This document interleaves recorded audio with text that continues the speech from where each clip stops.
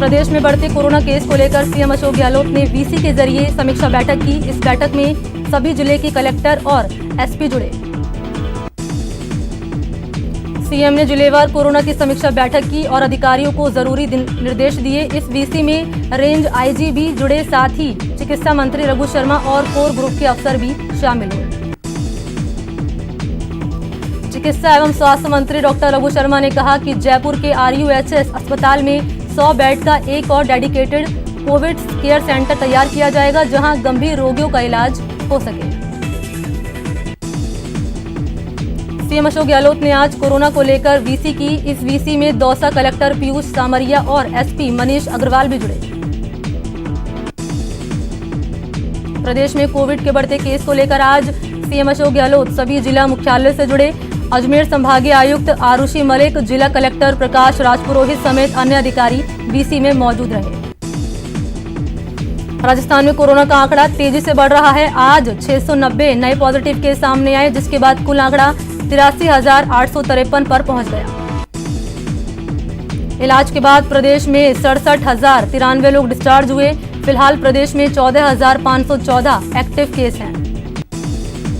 राजस्थान के परिवहन मंत्री प्रताप सिंह खाचरियावास को RUHS अस्पताल में भर्ती करा दिया गया। मंगलवार सुबह उल्टियां होने के बाद उनकी तबीयत बिगड़ गई थी। विधानसभा में उपनेता प्रतिपक्ष राजेंद्र राठौड़ की कोरोना रिपोर्ट पॉजिटिव आई। उन्होंने खुद ट्वीट कर इसकी जानकारी दी।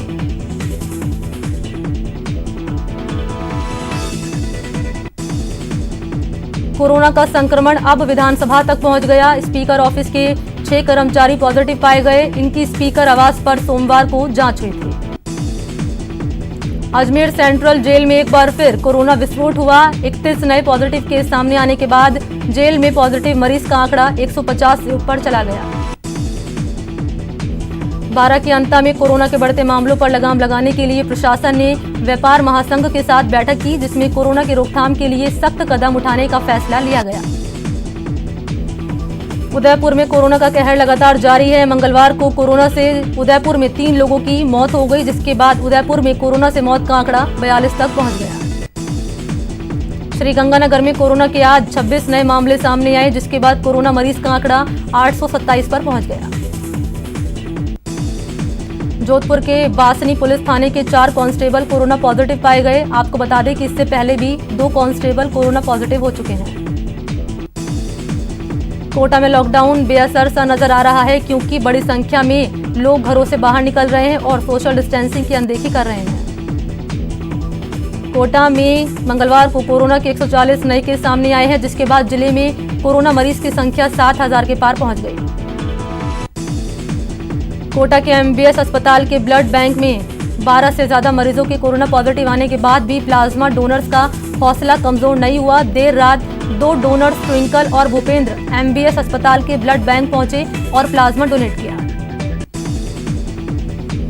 कोटा में लॉकडाउन के उल्लंघन के आरोप में पुलिस ने 600 लोगों के खिलाफ कार्रवाई की। पुलिस ने बिना मास्क और अनावश्यक घूमने वाले 95, जबकि सोशल डिस्टेंसिंग का पालन नहीं करने वाले 297 लोगों के खिलाफ कार्रवाई की। कोटा के MBS अस्पताल में 12 से ज्यादा लोगों की रिपोर्ट कोरोना पॉजिटिव आने के बाद हड़कंप मच गया। फिलहाल ब्लड बैंक में प्लाज्मा थेरेपी प्रक्रिया को स्थगित कर दिया गया। सवाई माधोपुर के बजरिया में लॉकडाउन के नियमों का पालन नहीं करने पर कार्रवाई की गई। इस दौरान करीब 12 से ज्यादा दुकानों के चालान काटे गए। कोटा जिला प्रशासन ने शहर में लॉकडाउन में ढील देने का ऐलान किया। दोपहर 12 बजे से शाम 5 बजे तक सभी व्यापारिक प्रतिष्ठानों को खोलने की छूट दी गई है। बीकानेर के कलेक्टर नमित मेहता ने PBM कोविड सेंटर का निरीक्षण किया। उन्होंने किसी तरह के मरीजों को परेशानी नहीं हो, इसको लेकर अस्पताल अधीक्षक को निर्देश दिए। कलेक्टर ने रोगियों के घर जाकर भोजन लाने के बारे में जानकारी ली और कहा कि निर्धारित समय के बाद भी अगर कोई अपने रोगी के लिए भोजन लेकर पहुंचता है तो भोजन रोगी तक भेजे। कोटा में कलयुगी बेटे ने मामूली कहासुनी के बाद अपने पिता की डंडे से पीट कर हत्या कर दी। इस वारदात के बाद इलाके में सनसनी फैल गई। भीलवाड़ा में पुलिस ने ABVP छात्रों पर लाठीचार्ज कर दिया। बताया जाता है कि छात्र बिजली विभाग के SE के चैम्बर में घुस गए थे और हनुमान चालीसा का पाठ कर रहे थे। पुलिस ने कई छात्रों को हिरासत में भी ले लिया। डूंगरपुर में एक बेकाबू कार पलट गई। कार पलटते हुए मकान की दीवार पर जा गिरी। गनीमत रही कि कार घर तोड़कर अंदर नहीं घुसी, वरना बड़ा हादसा हो सकता था। सीकर में सड़क हादसे में श्री माधोपुर पंचायत समिति के पूर्व प्रधान विजय सिंह और एक युवक की मौत हो गई, जबकि एक व्यक्ति घायल हो गया। बताया जाता है कि संतोषपुरा स्टैंड पर स्कॉर्पियो पलट गई, जिससे यह हादसा हुआ। जयपुर में अजमेर रोड पर सड़क हादसे में कार सवार 2 लोगों की मौके पर ही मौत हो गई। जोधपुर एम्स से हैरान करने वाली घटना सामने आई, जहां अस्पताल के कोरोना वार्ड में भर्ती महिला के साथ अस्पताल के स्टाफ ने छेड़छाड़ की। बताया जाता है कि छेड़छाड़ करने वाला युवक पीपीई किट पहनकर घर में घुसा और मेडिकल चेकअप के बहाने उसके साथ छेड़छाड़ शुरू की। अलवर पुलिस ने बापू बाजार में दबिश देकर एक सटोरिये को गिरफ्तार किया। पुलिस ने सटोरिये से 66,500 रुपए जब्त किए। उदयपुर के जावर माइंस इलाके में पैंथर की दस्तक से दहशत है। बताया जाता है कि पैंथर ने रामनगर कॉलोनी में एक बाड़े में घुसकर गाय का शिकार कर लिया। सुबह जब लोग घर से बाहर निकले तो इसकी जानकारी मिली। मौके से पैंथर के पैरों के निशान मिले। राजसमंद में प्रेमी युगल के शव संदिग्ध हालत में मिले। घटना देवगढ़ कस्बे की भील बस्ती की है, जहां एक मकान में प्रेमी का शव फंदे से लटकता हुआ मिला। अलवर जिले के बानसूर में सांप के काटने से एक किसान की मौत हो गई। बताया जाता है कि किसान सुभाष यादव खेत पर काम करने गया था, जहां उसे सांप ने काट लिया। उदयपुर जिले की गोगुंदा पुलिस ने बड़ी कार्रवाई करते हुए डंपर चोरी के 2 आरोपियों को गिरफ्तार किया। पिछले दिनों गोगुंदा निवासी दयालाल चौधरी का डंपर चोरी हो गया था। भीलवाड़ा से 23 अगस्त को गुमशुदा सत्यनारायण की तलाश के लिए परिजनों ने आज आईजी से गुहार लगाई और ज्ञापन सौंपा। उन्होंने मामले में जांच अधिकारी बदलने की मांग की।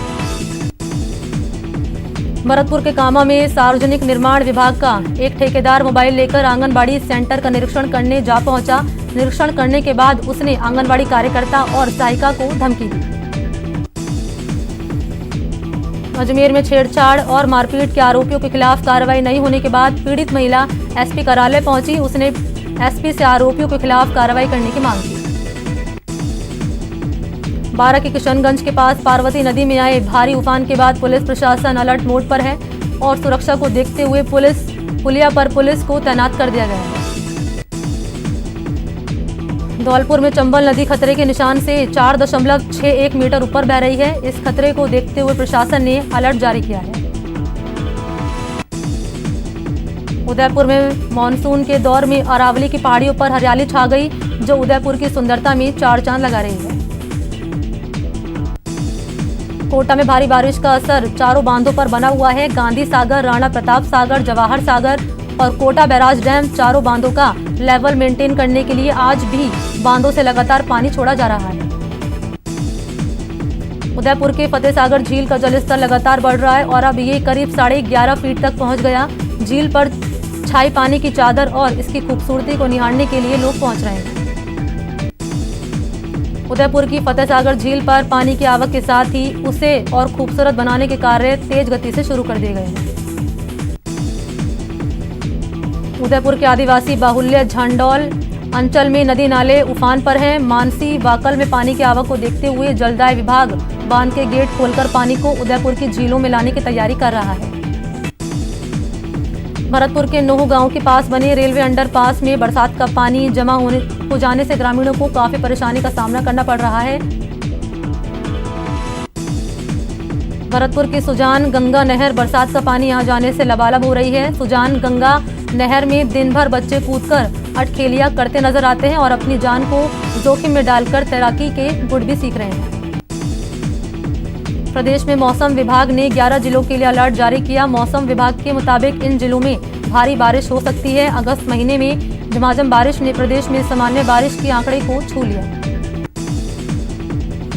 डूंगरपुर जिला कलेक्टर कानाराम की पहल ने पालनहार योजना के लाभ से वंचित हजारों विधवाओं के बच्चों और अनाथ बच्चों को बड़ी राहत दी। कलेक्टर के निर्देश पर 2 चरणों में शिविर लगाए गए और इन शिविरों में पालनहार योजना के लिए 14,808 बच्चे पात्र पाए गए हैं।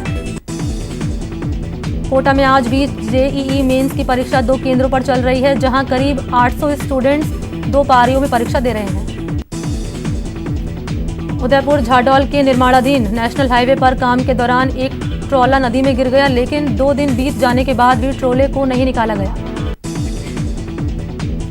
बीकानेर के नया शहर में फायरिंग से बच्चे की मौत ने तूल पकड़ लिया। इस मामले में कोलायत में परिजनों के साथ स्थानीय लोगों ने बच्चे को इंसाफ दिलाने के लिए कैंडल मार्च निकाला।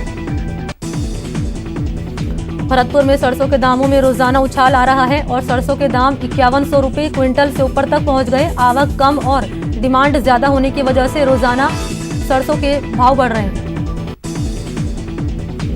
सिरोही के माउंट आबू में बारिश के दौर के बाद सड़कें बदहाल हो गई हैं। शहर की तमाम सड़कें टूटी हुई नजर आ रही हैं।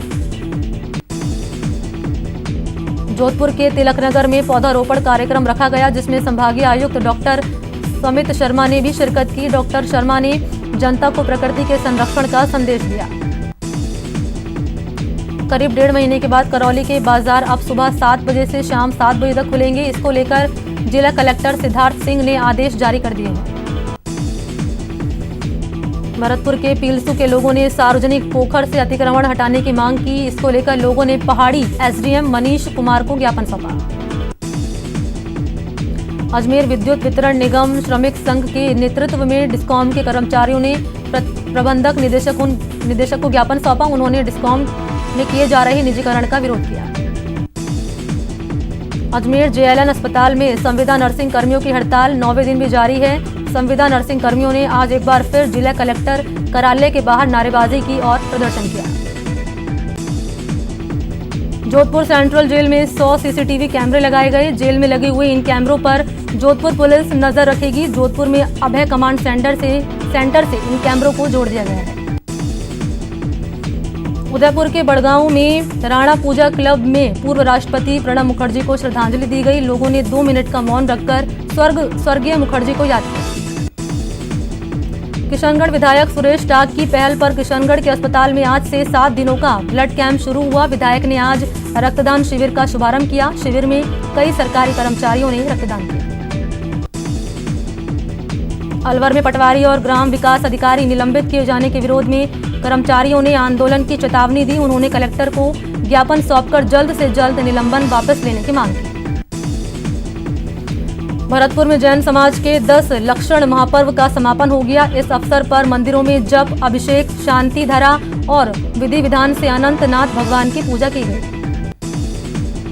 अलवर जिला मेघवाल विकास समिति ने कलेक्टर को ज्ञापन सौंपकर SC/ST अत्याचार निवारण अधिनियम के धारा 414 PC को लागू करने की रोकने की मांग की। चूरू के सालासर में मुआवजे की मांग को लेकर किसान पिछले 8 दिनों से धरने पर बैठे हैं। रतनगढ़ से लोसल के लिए बन रही सड़क पर उचित मुआवजे की मांग को लेकर किसानों का विरोध प्रदर्शन चल रहा है।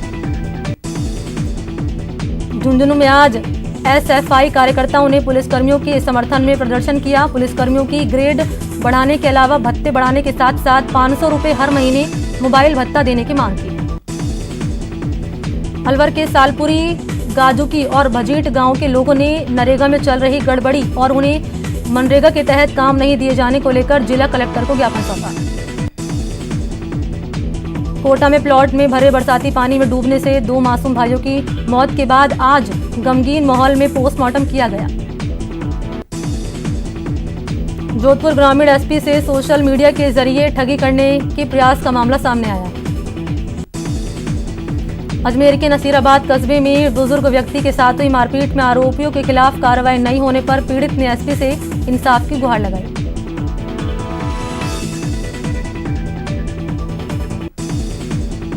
चूरू के बिदासर तहसील में एक नाबालिग लड़की से छेड़छाड़ का मामला सामने आया। इसको लेकर नाबालिग के पिता ने आरोपी के खिलाफ बिदासर थाने में मामला दर्ज करवाया।